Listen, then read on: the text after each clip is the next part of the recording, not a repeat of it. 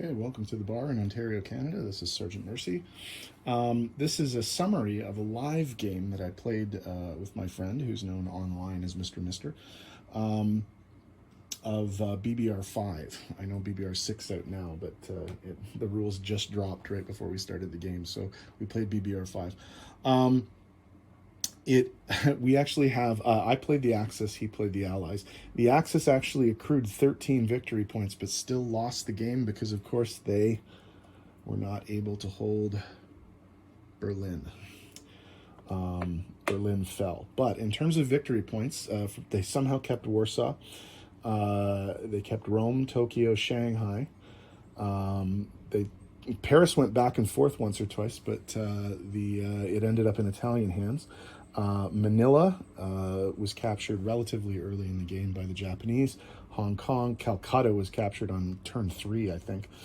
It was a massive success there. Japan, on their side of the board, just did everything right. But the Germans really screwed up. Empire Point easily for Japan. World Oil 4 with Borneo, Sumatra, Celebes, and Dutch New Guinea. They had a few others. They did at one point have World Oil 8, but they ended up losing a lot of the territories. Atlantic Wall was never a thing. Mediterranean was never really a thing. The resources was briefly under Allied or Axis control, but they only control 2 right now out east with the Japanese. South Asia Point was in hand for most of the game. China Point was taken on the last turn, and Pacific Islands. I know one of the biggest differences between BBR 5 and BBR 6 is the Pacific Island point goes from 5 instead of 4. I guess they found 4 was too easy. I had it up to about 6 or 7 at one point. But on the last turn, the Americans took a bunch of them back. But we did end up with Guam, Borneo, the Philippines, and the Aleutians.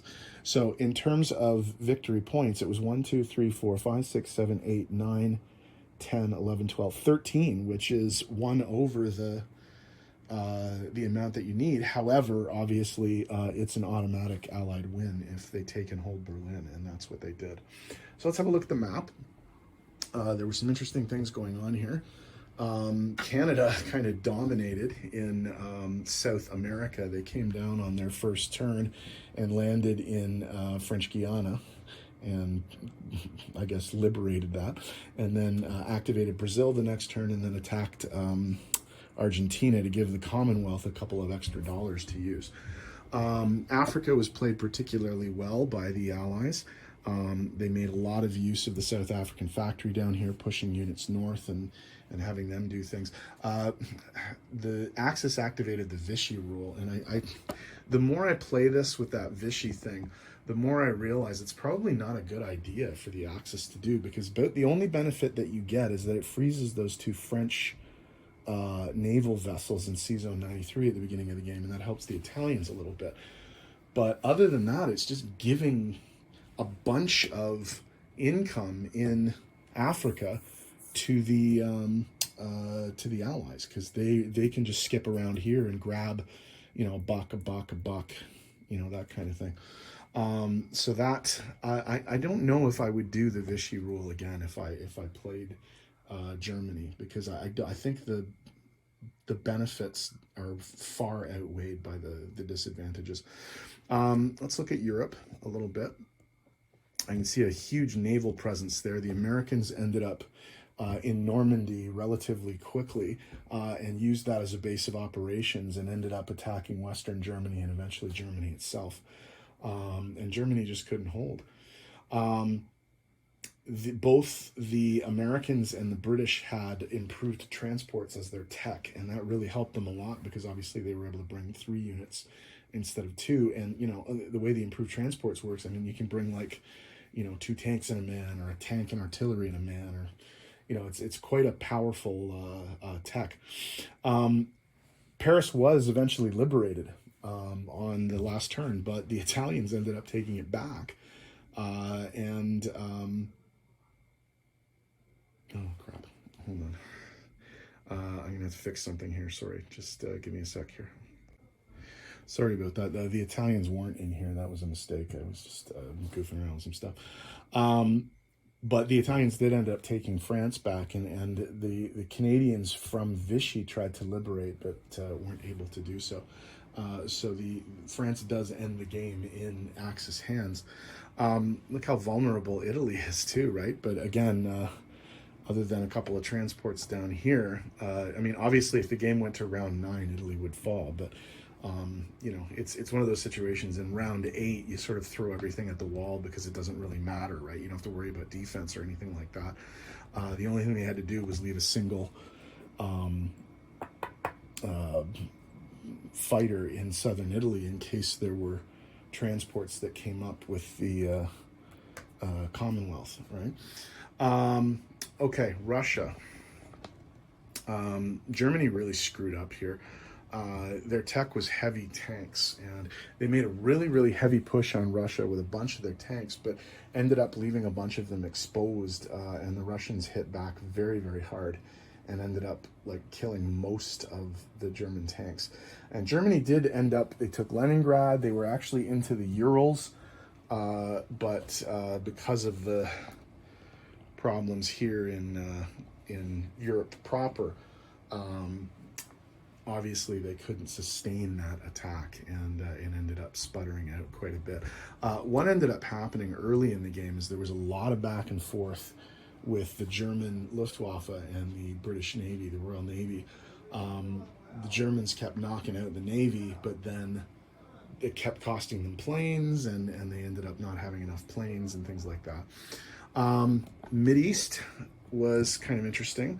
It went back and forth actually a couple of times. The Brits took it very early, and it was British for most of the game. But then the Japanese, once they took Calcutta, started coming this way. But the Brits were able to fight back and ended up at the end of the game taking all of the Mideast back. So if we look at the Pacific, you'll see that it really is a tale of two games here. The Japanese were extraordinarily successful in the Pacific. They obviously took all of China. They took all of Southeast Asia, including Calcutta. They had all the Money Islands for most of the game. However, on the very last turn, the Aussies came in and ended up taking Java. Now, it didn't really make any difference because it didn't lose them World Oil .1, but they did have that. That was basically the only way they were going to lose any of their territories. There was quite a bit going on in the north with the Russians.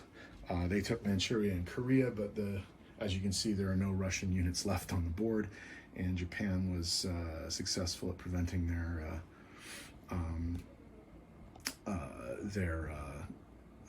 expansion anywhere. Russia actually built a factory here because they got into Korea, but that was probably a mistake. We did reinforce it with some American units, but the Japanese were, I think, at that point too powerful not to take it back. The Pacific actually did end up being a bit of a mess towards the end of the game there, because obviously once the Americans couldn't send anything across the Atlantic because there weren't enough turns left, they focused everything on the Pacific and started throwing stuff at the Japanese. Wake and Midway were taken by the Japanese fairly late in the game, but obviously they were liberated. Now, again, didn't matter because the Japanese still got the island point, but you know, the Japanese are into the Aleutians up there, and were very successful in being able to hold that because there was no way they could be counterattacked given the forces that were left. So interesting use of a blocker there with the lone carrier in Sea Zone 14. But anyway, this was a really interesting game. It was closer than it looked. I really screwed up with Germany. I think I really could have done a lot more with the Germans, because the Japanese basically were winning the game by themselves. I mean, most of the victory points that were achieved were in the Japanese theater of war. So this was a really fun game. I really, really liked it. I am actually, though, interested in having a look at what BBR 6 is going to be like with a few little tweaks and changes. So we'll try maybe another game of that before the end of the summer. So anyway, this was BBR 5 live game, and this is just basically the wrap up of what happened. But I had a really, really good time with this game. I think my friend did as well. So signing off from the bar, I'm Sergeant Mercy, and thanks for watching.